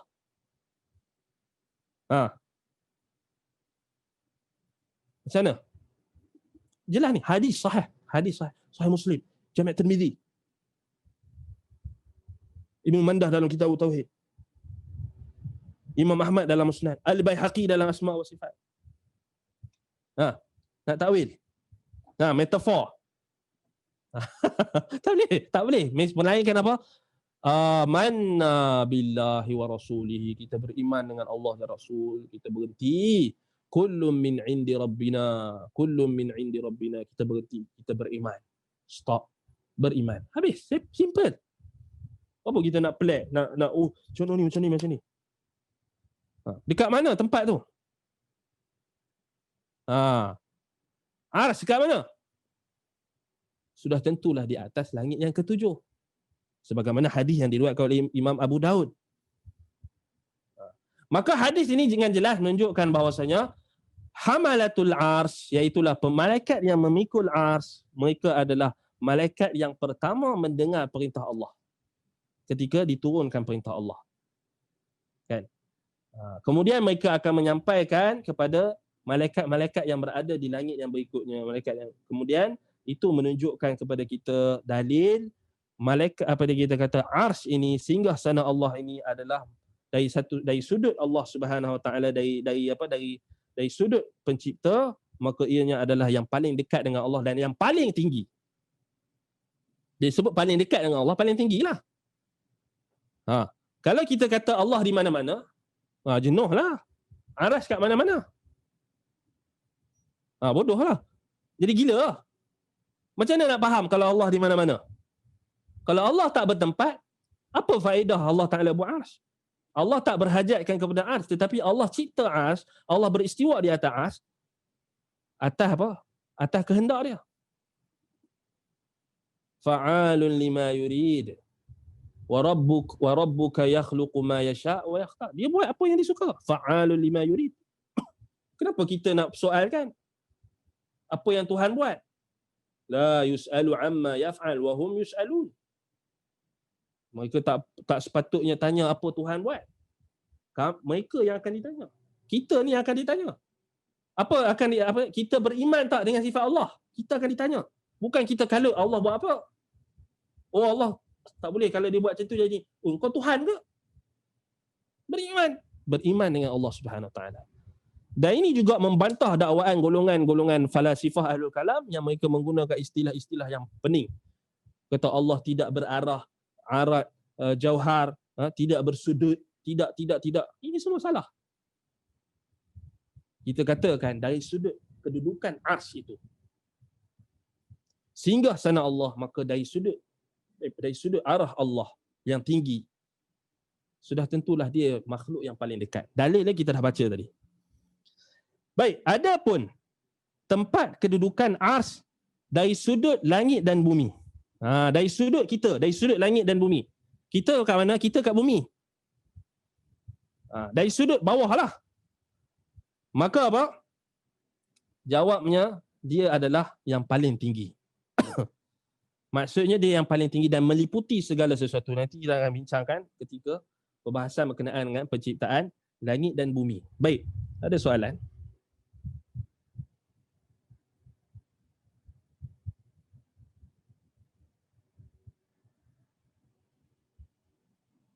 Jadi kita orang awam perlu tahu. Ya, perlu tahu. Perlu tahu apa? Perlu tahu apa yang Quran sebut. Apa yang Quran sebut. Maksudnya yang pakar perlu menyampaikan kepada kami. Ya. Fas'alu ahla dzikri in kuntum la ta'lamun. Bertanyalah kepada ahli zikri. Kalau kamu tak tahu, bertanyalah kepada ahli ilmu. Kita yang sampai. Ana yang sampaikan. Bukan ana ambil daripada diri ana sendiri. Ana buat teori sendiri ke. Ana kaji tu, ana buat, ana hanya buka artikel kemudian ana buat analisis sendiri. Bukan. Kita rujuk daripada kitab. Kita rujuk daripada kitab ulama. Kita rujuk daripada kitab Imam Ibn Kathir rahimahullah, Al-Hafiz, Al-Muhaddith, Al-Mufassir, ulama kibar, Al-Hafiz Ibn Kathir. Kita rujuk kitab apa lagi? Kita rujuk Kitabul Arsh, Imam Al-Zahabi, Al-Muhaddith, Al-Mutafannin, Al-Mu'arrikh, pakar sejarah, pakar hadis, Imam Al-Zahabi. Kita rujuk lagi kitab apa? Kitab tafsir, At-Tabari. Kita rujuk kitab apa lagi? Kitab Akidah, Kitab As-Sunnah, Ibnu Abi Asim, murid kepada Imam Al-Bukhari, yang wafat 287 Hijrah. Bukan calang-calang. Ini kita kata bukan calang-calang. Ana memang bukan calang-calang lah. Ana memang orang biasa je. Ana menyampaikan apa yang ulama tulis. Ana ni tak ada apa pun nilai. Ini nilai ni. Nilai kita adalah apa yang disampaikan oleh ulama. Jadi orang awam wajib tahu, dia kena tahu apa dalil daripada Al-Quran dan Sunnah. Dan dia wajib beriman. Yang wajib sampaikan adalah ahli ilmu. Kan? Betul lah tu. Baik. Jadi jawatan malaikat ini yang lebih dekat kepada Allah adalah yang memikul ars. Macam mana dengan Jibril? Dia tidak ada kontradik. Tidak ada kontradik. Kerana setiap malaikat Allah Ta'ala jadikan dia ada peranan dan fungsi ataupun kita kata tugas dan tanggungjawab masing-masing. Sudah tentulah Jibril alaihi salam adalah ketua malaikat. Sebab apa ketua malaikat? Sebab dia adalah malaikat yang kita kata apa? Yang memikul tanggungjawab untuk menyampaikan wahyu kepada rasul-rasul Allah di bumi. Sebab itu kalau kita tengok balik dari sudut malaikat ni, kita kena sabarlah, kena tunggu apa? Kena tunggu dalam perbahasan malaikat nanti. Dia apa-apa pun kita kena bersabar. Ana cakap terus terang. Kelas ana ini, kalau ada orang yang tak sabar, dia boleh jadi sesat. Bahkan bukan kelas ana seorangnya, kelas mana-mana ustaz. Kalau jenis dia tak sabar, dia duduk, dia dengar sikit, lepas tu dia dah terpening, kemudian dia tak mau dengar dah, itu yang banyak jadi sesat. Sebab dia tak sabar. Sabar dalam menuntut ilmu adalah perkara yang sangat-sangat berat dan sangat-sangat penting. Boleh, anda tak marah nak tanya soalan. Tetapi dalam bab yang bila kita bincang tentang bab, maka bila kita nak tanya soalan tu, kita tanya soalan yang berkaitan. Tapi ini ada kaitan. Tak apa, anda tak marah sebenarnya. Cuma anda nak bagi tahu, kena sabar. Kita akan bincang nanti tentang malaikat. Cuma adakah bercanggahlah maksud soalan ni, adakah jawatan malaikat ini yang lebih dekat kepada Allah adalah yang memikul? Macam dengan Jibril. Jibril tugas dia apa? Menyampaikan wahyu. Menurunkan wahyu. Yang mana wahyu itu ada. Sebab itu dia adalah ketua malaikat. Jibril di sisi Allah adalah ketua malaikat. Bahkan sabit di dalam riwayat asar yang disebutkan oleh Imam Az-Zahabi rahimahullah, Jibril ini adalah malaikat yang Allah Ta'ala ciptakan dengan tangan kanannya, dengan tangan dia sendiri. Dan Jibril kalau kita tengok kedudukan dia macam mana, cuba buka dalam Al-Quran, cuba buka di dalam hadis-hadis, cuba kita tadabbur doa-doa yang kita baca. Contohnya doa ketika kita solat malam ataupun ketika doa istiftah. Allahumma rabba Jibril wa Mikail wa Israfil. Kenapa disebut Jibril dulu? Jibril itu kedudukannya adalah dia adalah ketua bagi malaikat. Sebahagian ulama mengatakan Jibril adalah ketua malaikat yang menyampaikan wahyu. Maksudnya ada malaikat-malaikat lain juga yang diperintahkan untuk bersama Jibril dalam melaksanakan tugas tersebut, dan Jibril adalah ketua dia. Kan? Baik, jadi dia tak ada kontradik. Adapun malaikat yang paling dekat dengan Allah, iaitu malaikat al-muqarrabun ataupun hamalatul arsh, maka itu adalah tugas dia sebagai pemikul arsy, sebagai pemikul singgasana Allah. Begitulah juga malaikat yang mengelilingi arsy, yang mereka bertasbih dan memuji Allah Subhanahu wa taala, beribadat kepada Allah Subhanahu wa taala. Baik. Ahsan, soalan yang bagus. Baik. Kemudian kita sambung balik. Jadi dari sudut kedudukan arsy, dari sudut kita, maka ianya adalah yang paling tinggi. Kerana arsy ini juga kita dah sebut, sehingga sana Allah ni juga dia adalah apa? Bumbung bagi seluruh makhluk. Dan dia meliputi, kita kata apa? Dia meliputi makhluk yang berada di bawahnya, itu maksudnya dia adalah makhluk yang tertinggi. Sehingga sana Allah yang tertinggi. Baik. So itu kalau kita tengok sudah tentulah kita kata kedudukan arsy ni dari sudut langit, daripada arah langit, dia yang paling tinggi. Kerana dia adalah bumbung bagi seluruh alam. Dia adalah bumbung bagi seluruh alam. Baik.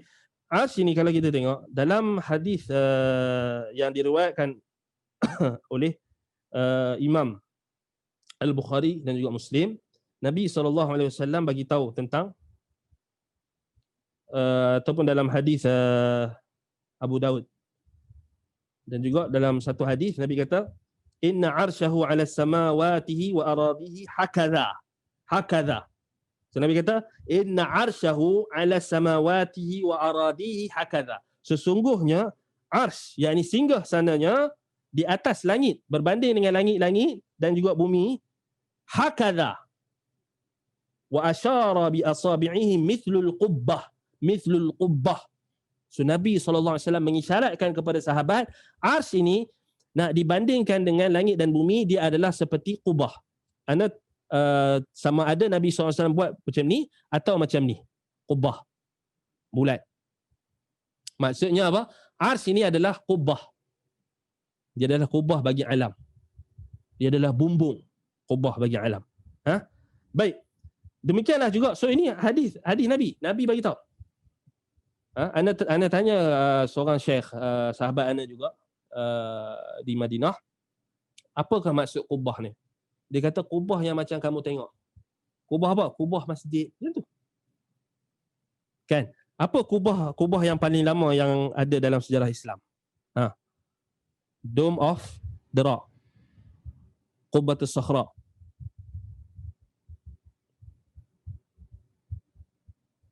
Kan? Dome. Dome of the Rock.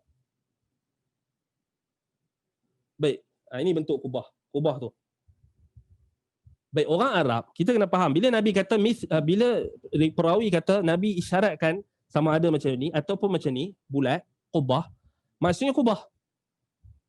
Sebab orang Arab dulu, mereka memang buat rumah mereka ada kubah. Dan kemah yang mereka bina juga ada kita kata atap ataupun bumbung. Sebab tu Nabi isyaratkan, Arash ini nak dibandingkan dengan langit dan bumi. Dia ada seperti kubah. Begitulah juga hadis yang diriwayatkan oleh Ibnu Abbas ataupun Al-Abbas yang disebutkan sebagai hadis Thamaniyat Al-Aw'al, iaitu malaikat yang datang, malaikat yang memikul Arsy ini dalam rupa kambing gurun. Baik. Menunjukkan bahawasanya apa? Apa dia? Tingkatan langit. Nabi bagi tahu. So kita jangan ingat Nabi SAW tak tunjukkan kepada kita tentang kosmos. Nabi tunjuk. Cuma kita tak faham ataupun kita tak tahu. So ditunjukkan. Nabi kata jarak antara langit pertama, langit kedua, langit yang berikutnya, jarak antara satu langit dengan satu langit adalah 500 tahun jarak perjalanan. 500 tahun jarak perjalanan merujuk kepada jarak perjalanan Farasul Jud. Kuda yang Farasul Jud. Ataupun Farasul Jawad. Kuda yang paling laju. Dalam sebahagian riwayat lain 700 tahun jarak perjalanan. Kata ulama, kata Al-Hafiz Ibn Hajar, 700 tahun jarak perjalanan iaitulah apa? Unta. So dia lewat sikit. Baik 500 dengan 700 tahun jarak perjalanan. Kata ulama lagi, bukan maksudnya nak bagi tahu secara tahdid, nak bagi tahu secara exactly, tetapi nak bagi tahu secara litakfir, nak bagi tahu betapa tingginya langit. Betapa besarnya langit. Dan kita ni kecil lah. So, satu langit dengan satu langit adalah apa? Jarak 500. Dan alam ini, sebagaimana yang disebutkan oleh Syekhul Islam Ibn Taymiyah rahimahullah, semuanya Allah Ta'ala jadikan dalam bentuk apa? Mustadir. Falak. Falak dan seluruh alam ni dijadikan dalam bentuk bulat. Ataupun sfera, ataupun bulat. Macam mana? Wallahu ta'ala a'lam. Sebab itu datangnya pendapat ulama salaf mengatakan bumi juga adalah berbentuk bulat ataupun sfera ataupun kurah, berbentuk seperti bola. Itu sabit di dalam hadis. Sabit daripada asar sahabat Ibnu Abbas, Wahab Ibnu Munabbih, salaf. Dan sudah tentulah langit yang pertama, langit yang kedua dia meliputi. So dia maksudnya meliputi ni maksudnya dia macam itulah. Langit kedua, langit ketiga, langit keempat, langit kelima, langit keenam, langit ketujuh. Dia makin tinggi, makin expand. Dia makin tinggi, makin luas, kata ulama. Antaranya Syekhul Islam Ibn Taymiyah. Begitulah juga Syekh Al-Ghunaiman. Bukan nak cakap ni, ulama. Ulama salaf. Jangan kita ingat ulama salaf ni tak tahu. Jangan kita ingat dia orang lekeh.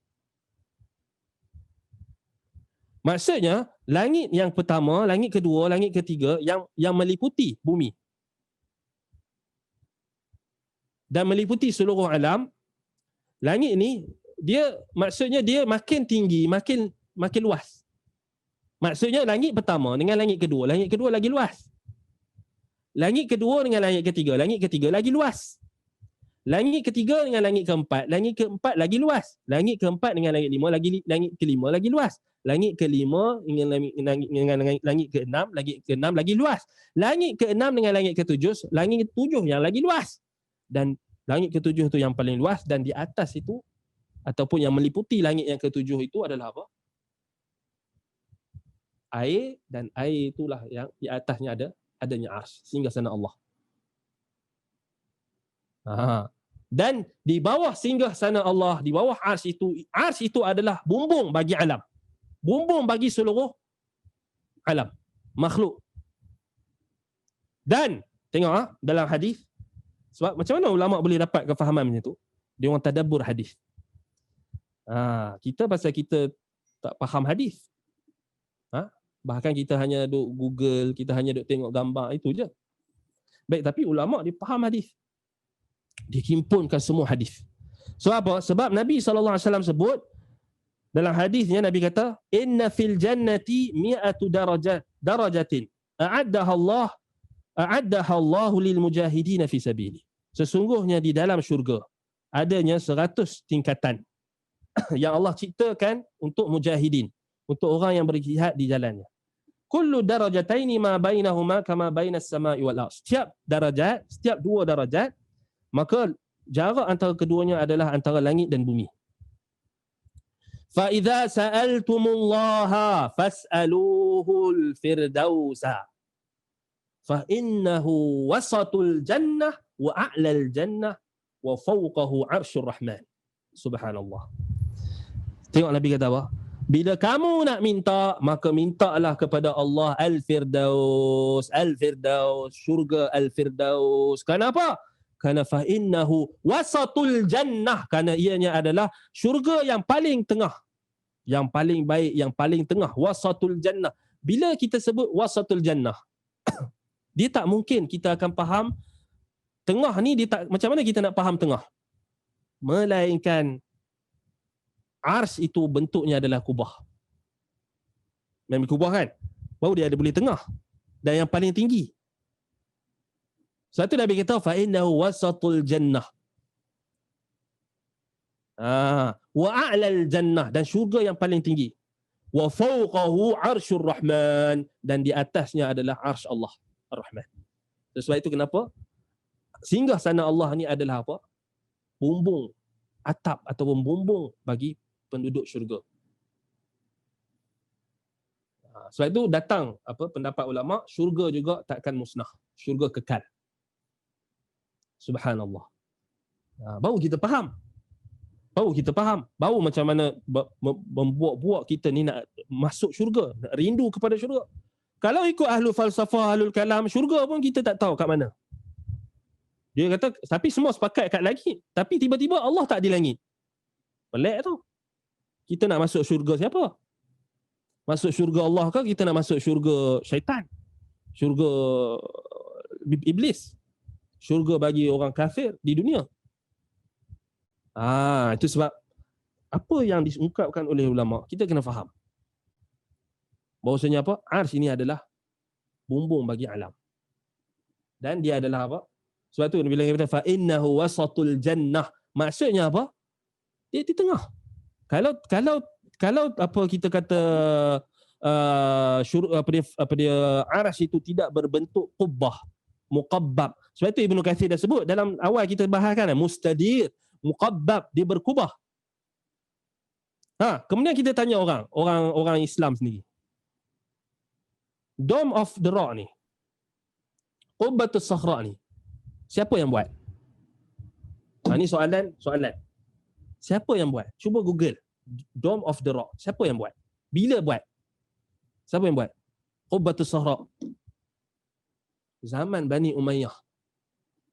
Tak salah 97 Hijrah. Baik, mana orang Islam dapat idea buat macam tu? Kata ni daripada Byzantine pun dah ada. Daripada Empire Byzantine, Constantinople tu dah ada, dah buat kubah. Ya. Sebab dia orang, daripada mana manusia dapat idea? Kan? Daripada mana dia orang dapat idea buat kubah? Takkan dapat saja-saja terus dapat idea macam tu. Kat sini kita kena kaji. Tak apa dia tuan-tuan dan puan-puan tak payah kaji, biar anak kaji. Poinnya di sini, ini adalah, kalau kita tengok Qubbatus Sakhra ni dekat mana? Baitul Maqdis. Baik. Ni kawasan apa? Kawasan apa? Dikatakan apa? tempat di mana Nabi SAW di Mi'raj kan, naik ke langit. Takkan Bani Umayyah ni buat Kubah tu saja-saja. Sudah tentulah ada kaitan dengan hadis yang kita sebut tadi. Sebagai satu bentuk, satu gambaran yang nak bagi tahu betapa bahawasanya alam ini, maksudnya kita kata syurga itu berada di bawah arasy Allah, dan sebab itulah signifikan kenapa dibuat Kubah. Kita kata origin Kubah tu. Bukan kita tengok orang kafir buat je. Even kalau dia orang buat sekalipun, daripada mana dia orang dapat? Sudah tentu daripada kitab-kitab suci mereka. Dan dia kata kitab suci mereka diseleweng. Tak. Ada benda yang kekal, ada benda yang tak boleh dia orang selewengkan. Ya, mereka boleh selewengkan dalam konteks mereka melukis, dia orang gambarkan, itu memang seleweng lah. Kita tak diperintahkan untuk gambarkan. Tapi nak bagi tahu, Nabi bagi tahu dekat sahabat apa yang kita boleh faham. Kan? Baru kita ada jawapan. Ini orang akan tanya kita, semua kita kata ni orang kafir buat dululah, ini orang Islam tiru. Itu jawapan yang tak menunjukkan kita adalah orang yang ada jati diri. Semua benda kita nak kata orang kafir buat. Semua orang bukan Islam. Padahal dalam Islam ni dia punya apa? Khazanah dalam Islam ni lagi. Sebenarnya kita lebih berhak. Kita nak faham. Kan? Kenapa anda bagi contoh ni? Sebab Kubah yang faham. Kita faham semua Kubah. Nampak? Cuma lebih daripada tu kita tak dipikir lah. Taklah kalau kita nak fikir lebih daripada tu.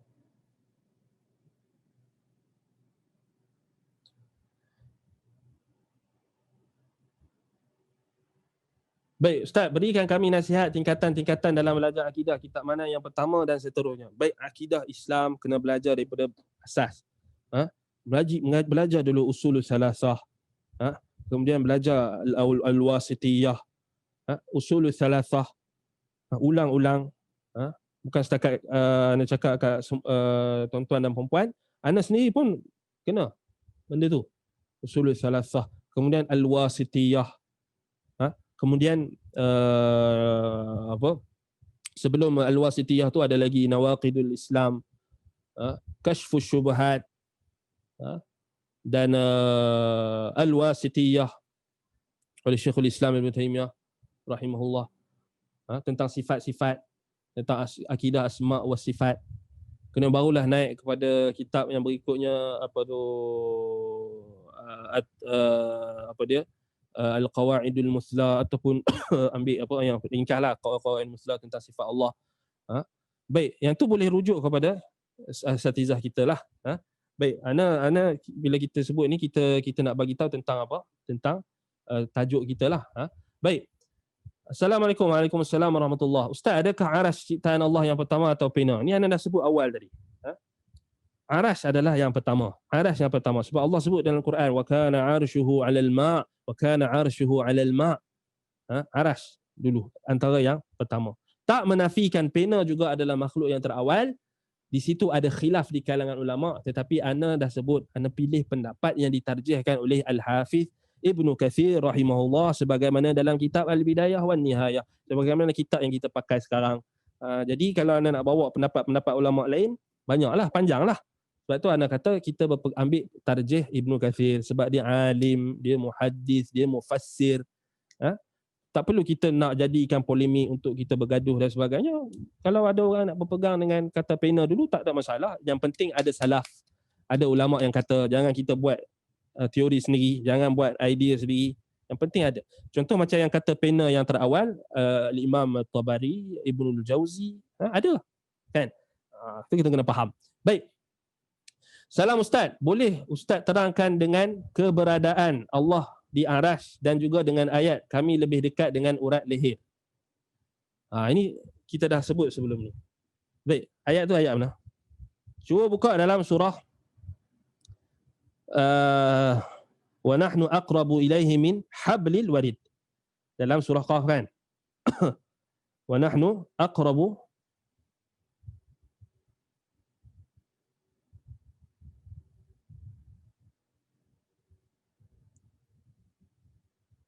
Dalam surah Qaf ayat 16. Baik.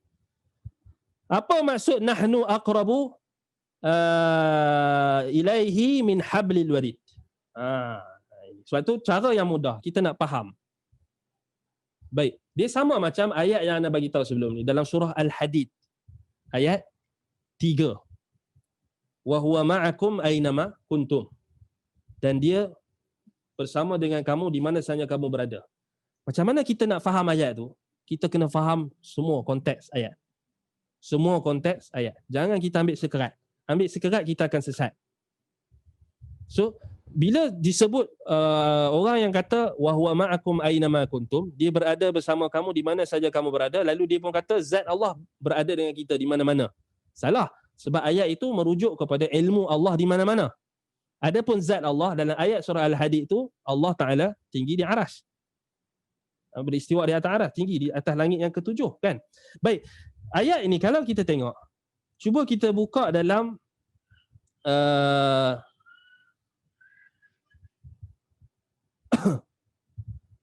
baik, ayat 16, kemudian tengok ayat yang ke-17. Bila Allah kata wa nahnu aqrabu ilaihi min hablil warid. Kita boleh dah faham. Kita boleh faham. Tidak bermaksud Allah itu dekat dengan urat leher kita. Allah tu dekat dengan urat leher. Kalau kita kata macam tu, kafir. Kafir. Sebab kita beranggapan Allah Ta'ala zatnya meresap masuk ke dalam makhluk. Siapa faham situ? Kita kena faham dia adalah salah. Boleh jatuh kufur. Wal'iyadzubillah. Baik. Allah Ta'ala sebut apa? Walaqad khalaqnal insan wa na'lamu ma tuwaswisu bihi nafsuh. Cuba tengok ayat tu awal. Cuba, sebab tu kita kata, Ana cakap dah, Ana sebut banyak dalam kelas Ana. Ayat Quran kita kena faham konteks, siak ayat, kena faham siak ayat, baca ayat tu bagi habis. Selalunya syubhat akan datang bila kita ambil apa? Sekerat. Wa nahnu aqrabu ilaihi min hablil warid. Kami lebih dekat dengan urat leher. Baik. Sebab itu tak ada isu kalau kita faham konteks ayat. Cuba tengok ayat tu. Buka mushaf, buka dalam surah Qaf ayat 15 dan 16. Ayat 16 tu pun dah jelas. Allah mulakan ayat dengan Allah kata wa laqad khalaqnal insana wa na'lamu ma tuwaswisu bihi nafsuh. Sesungguhnya kami telah menciptakan insan, kami menciptakan manusia. Wa na'lamu, Allah kata wa na'lamu, kami mengetahui ma tuwaswisu bihi nafsu, apa yang diwaswaskan di dalam hatinya, apa yang diwaswaskan di dalam dirinya, kami mengetahui. Allah kata apa? Wa na'lamu ma tuwaswisu bihi nafsu. Kami mengetahui, Allah kata, ilmu Allah mengetahui, Allah mengetahui. Wa nahnu aqrabu ilaihi min hablil warid. Kami lebih dekat dengan urat leher, daripada min hablil warid, lebih dekat dengan urat. Apa maksud kami lebih dekat? Baliklah pada konteks ayat. Wa na'lamu. Maksudnya ilmu Allah itu, pengetahuan Allah tak tersembunyi, hatta even dekat dengan urat leher kita. Ilmu Allah itu dekat dengan urat leher kita. Itu berdasarkan siak ayat, konteks ayat. Bukan Allah itu dalam urat leher kita, dekat dengan urat leher kita. Itu siapa yang kata? Kafir. Sebab dia menganggap Allah Ta'ala telah meresap masuk ke dalam makhluk. Sesat so kita faham konteks ayat. Kemudian kalau kita tengok dari konteks yang berikutnya, Allah bila kata wa nahnu aqrabu ilaihi min hablil warid. Apa? Tengok ayat 17. إذ يتلقى المتلقيان عن اليمين وعن الشمال قعيد ما يلفظ من قول إلا لديه رقيب عتيد. Baca bagi habis, baca. Sebab itu Imam Ahmad bagi tahu Al-Quran kena baca ayat yang awal dan kena tengok ayat yang terakhir. Kena tengok siyak keseluruhan. Sebab tu Allah kata idh yatalaqal mutalaqiyani 'anil yamin wa 'anil shimali qa'id. Ni cerita pasal apa? Malaikat. Ma yalfidhu min qawlin illa ladaihi raqibun 'atid. Setiap apa yang dilafazkan itu pasti akan ada yang mencatatnya, iaitulah malaikat.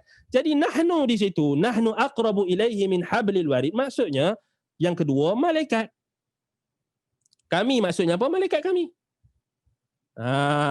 Yang pertama ilmu Allah. Yang kedua malaikat kami.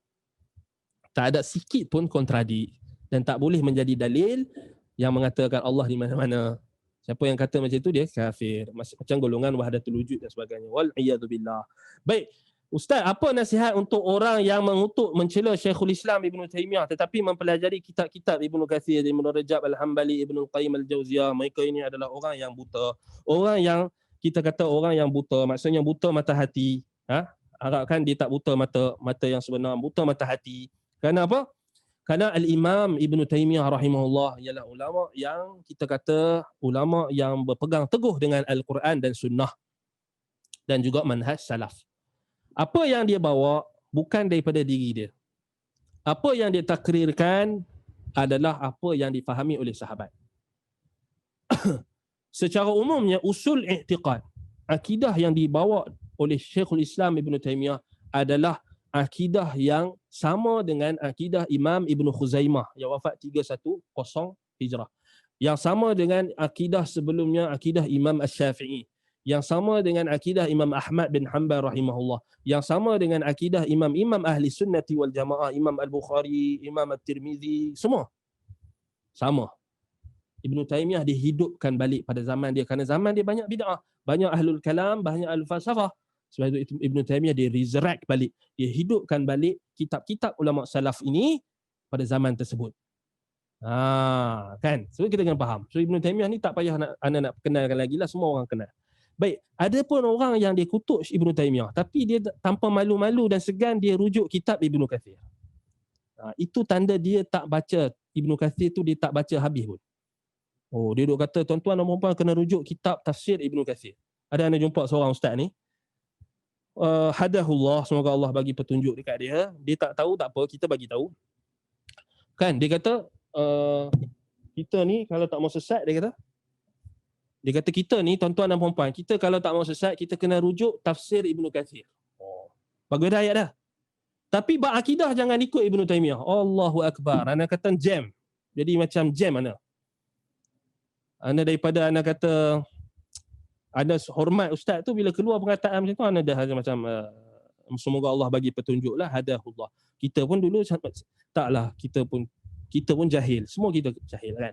Wallahu akhrajakum min butuni ummahatikum la ta'lamuna syai'a. Allah keluarkan kita daripada perut ibu kita, kita tak tahu apa. Kita semua jahil. Sampai sekarang kita masih jahil. Tapi nak bagi tahu, bila orang tu, ustaz tu dia kata kita kena rujuk tafsir Ibn Kathir, antara tafsir yang muktabar. Dia tak tahu Ibn Kathir ni murid kanan Ibn Taymiyah.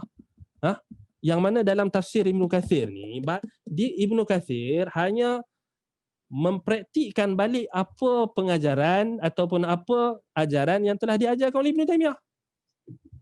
Itu tanda dia tak baca Ibn Kathir habis. Itu anda confirm.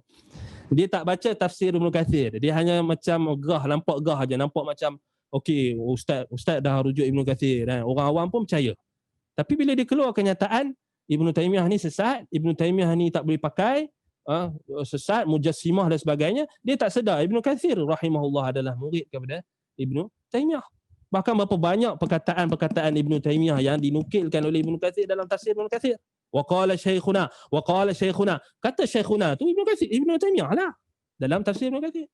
Ibn Rajab Al-Hambali, Ibn Qayyim Al-Jauziyah, sama. Kenapa kita kena selektif? Itu menunjukkan dia ada hawa nafsu. Ada hawa nafsu. Baik.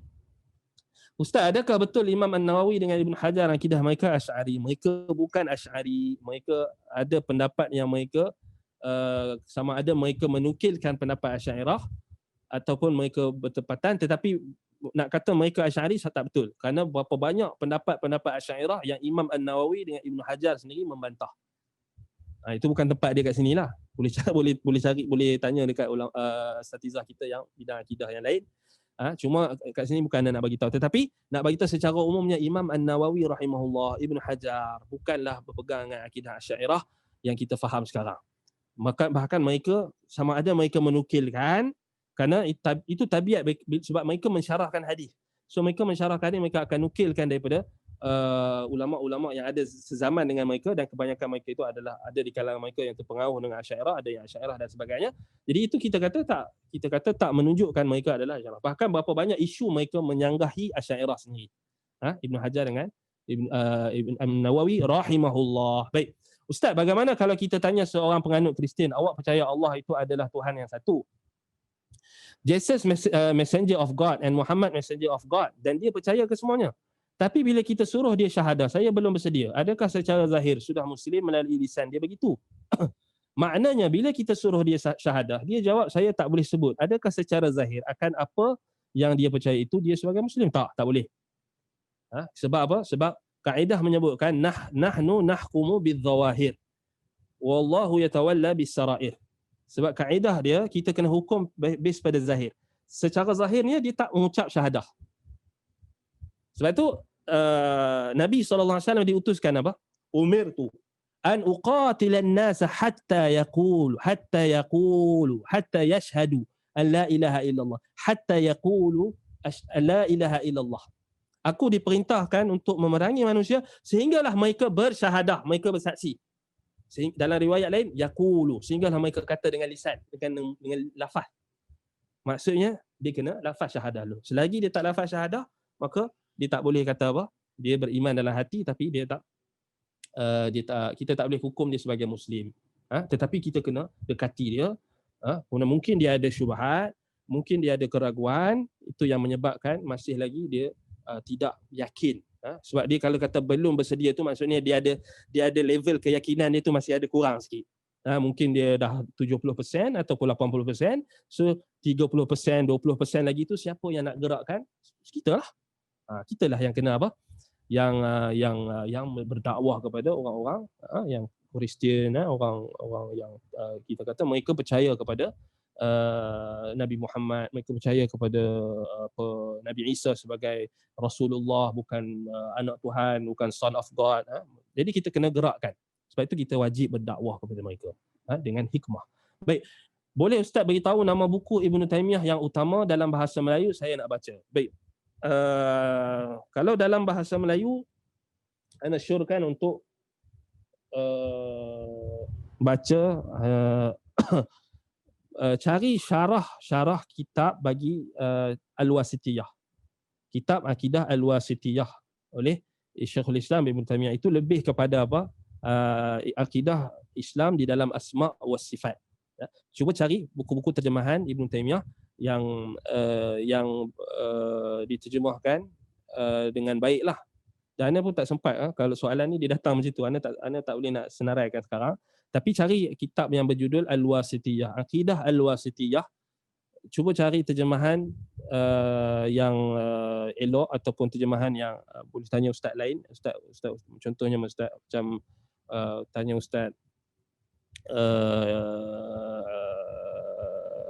kalau bahasa Melayu ni ana rasa kena tengok balik. Sebab banyak tulisan-tulisan yang tulis dalam Ibn Taymiyah ni tulisan yang dalam kita kata apa, dalam bentuk akademik lah. Maksudnya dia cerita tentang Ibn Taymiyah dan sebagainya. Tapi buku Ibn Taymiyah yang utama dalam bahasa Melayu seingat ana Al-Wasitiyah yang ada yang diterjemah. Banyak yang diterjemahkan adalah Akidah Al-Wasitiyah. Itu antara buku utama. Adapun kalau kita nak cari buku Ibn Taymiyah yang utama, banyaklah dan berjilid-jilid lah, dan tak mungkin ana rasakan mungkin akan mengambil masa yang panjang untuk diterjemahkan. Sebab kalau kita tengok kitab-kitab Ibn Taymiyah ni bukan satu. Tapi kitab yang ringkas, ana syorkan bagi orang yang nak kenal Ibn Taymiyah, maksudnya dia sebelum ni belum sahih. Akidah Wasitiyah yang ada syarahan Syekh Muhammad bin Saleh Al-Utsaimin, iaitu yang ada dalam kelas ni. Ahsan, jazakillah khair. Ini anda nak, maksudnya kita tolong sama-sama kita. Baik, rujuk kitab Akidah Wasitiyah yang disyarahkan oleh Syekh Utsaimin yang telah diterjemahkan ke dalam bahasa Melayu. Terjemah dalam bahasa Melayu. Boleh rujuk. Itu antara buku untuk kita mengenalkan kepada sahabat-sahabat kita tentang Ibn Taymiyah. Sebab apa kita nak kenalkan Ibn Taymiyah? Ya. 3 minit. 3 minit lagi. Sebab apa kita nak kenalkan Ibn Taymiyah? Sebab dia adalah antara ulama yang nak hidupkan balik kita kata metodologi para sahabat, para sahabat Nabi. Sebab kita sekarang di zaman yang penuh dengan kekeliruan, ramai orang nak cakap tentang agama, kadang-kadang tu tak faham agama, banyaknya hadis-hadis palsu yang disebarkan, banyaknya falsafah dan pemikiran yang cuba dimasukkan, disuntik ke dalam perbahasan akidah dan sebagainya. Sebab itu kenapa kita kena rujuk kitab beliau. Jadi saya rasa cukup setakat itu, insya-Allah. Barakallahu fiikum, jazakumullahu khaira atas soalan-soalan yang diajukan. Semoga kita mendapat manfaat.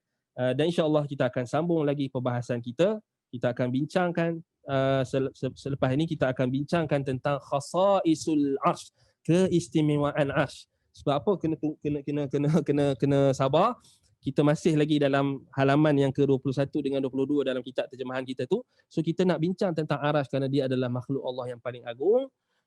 Dan kita nak bincangkan tentang keistimewaan yang ada pada arsy. Yang kenapa arsy ni dia sangat istimewa. Supaya kita dapat lagi tadabbur ayat-ayat Quran dan juga hadis-hadis dalam zikir kita dan sebagainya ketika kita mengucapkan tentang arsy. Ana rasa cukup setakat itu. Semoga Allah memberkati kita semua. Aqulu qawli hadza wa astaghfirullah li wa lakum. Subhanakallahumma wa bihamdika asyhadu an la ilaha illa anta astaghfiruka wa atubu ilaik. Wa sallallahu ala Muhammadin wa ala alihi wa sahbihi wa baraka wa sallam. Alhamdulillahi rabbil alamin. Wassalamu alaikum warahmatullahi wabarakatuh.